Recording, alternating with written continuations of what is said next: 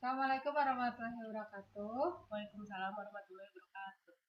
Oke, kita di sini ingin menjelaskan tentang manajemen bandwidth, PCP, filtering, blocking, step layer 7, address list, web proxy.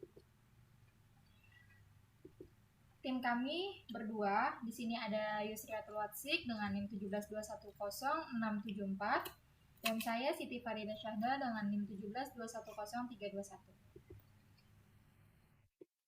Di sini ada konteks. Yang pertama ada manajemen bandwidth, per connecting quick PCP key atau quick tree. Terus yang kedua ada filtering, blocking sistemnya di layer 7 address list web proxy. Yang pertama ada manajemen bandwidth.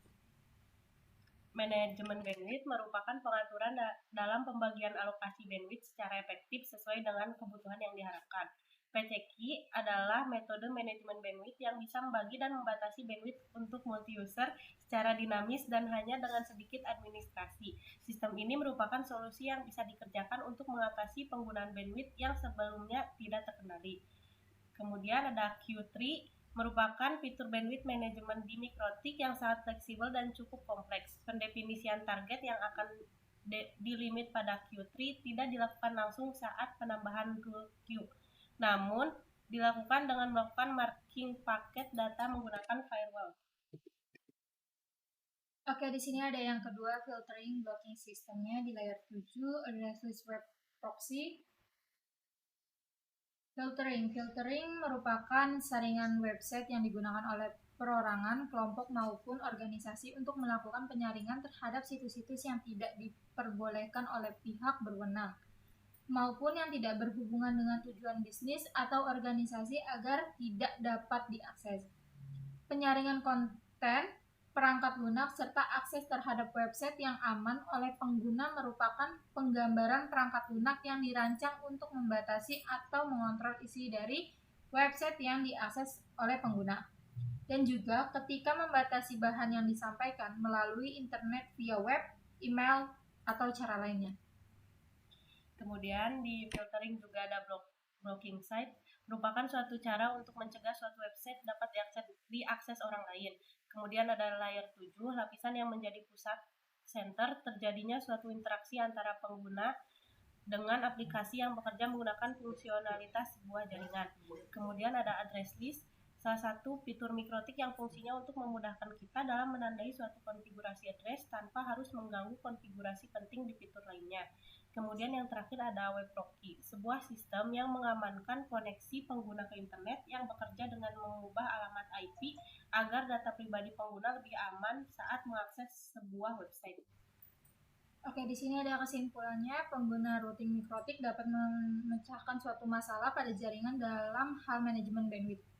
Yang kedua, pemblokiran sebuah sistem yang memang dilarang dalam lingkup jaringan juga dapat diterapkan menggunakan routing mikrotik, sehingga user tidak sembarangan dalam mengakses sebuah website yang tidak penting atau merugikan bagi lingkup jaringan tersebut.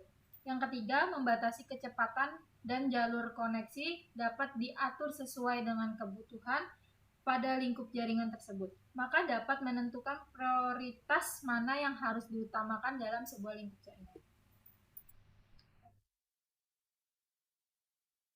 Langsung kita masuk ke dalam GNS tree-nya.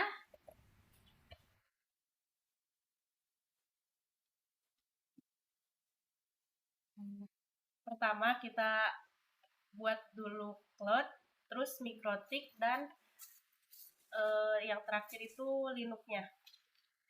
Di mikrotik kita semuanya kita start dulu, setelah itu konsol.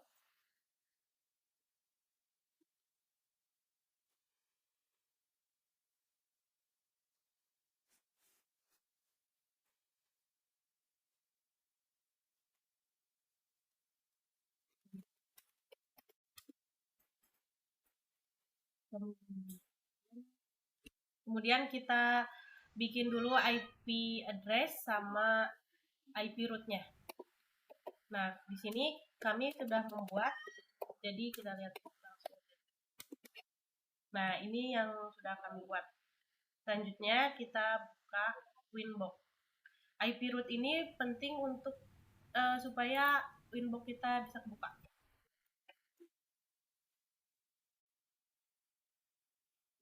Lanjut kita membuka Winbox. Di sini kita membuka ke IP. Dari IP sini kita masuk ke address list. Di sini ada 2 IP nih ya. Terus habis itu setelah kita ke address, kita masuk ke DHCP client. Setelah masuk ke DHCP client, kita dapat ini.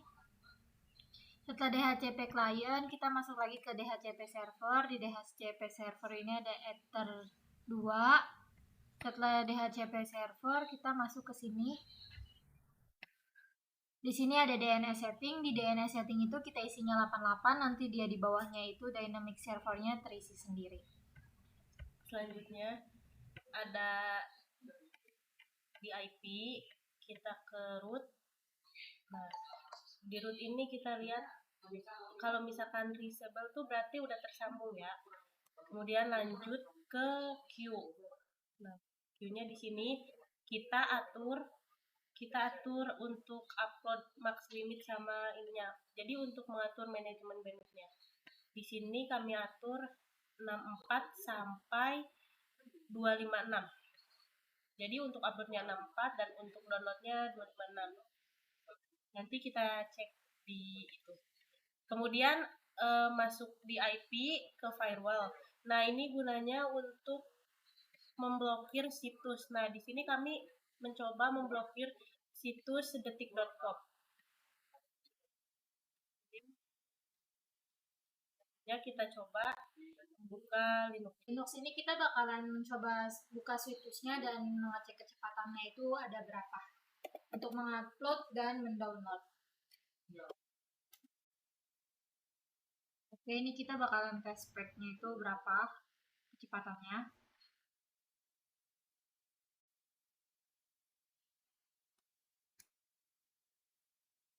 Jadi udah keluar ya kecepatannya itu berapa, uji kecepatan internalnya 0,1, 0,13, 14, 16.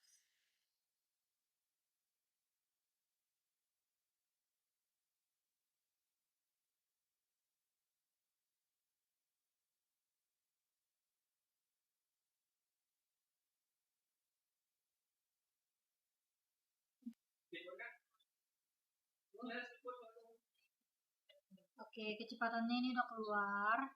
Ada 0,14 dan 0,24. Kan kita membuka website detik.com, apakah dia terblokir atau tidak?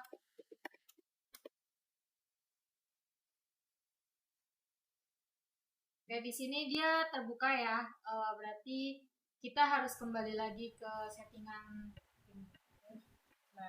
Winbox-nya. Kita buka dulu. Kita checklist, kita oke.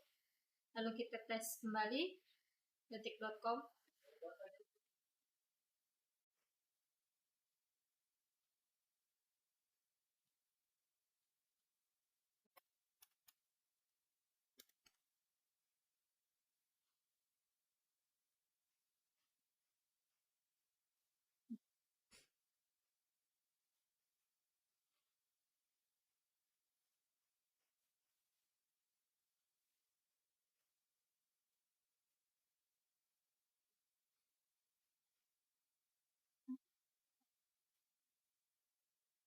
Oke, di sini dia udah tidak bisa terbuka ya dengan situsnya detik.com.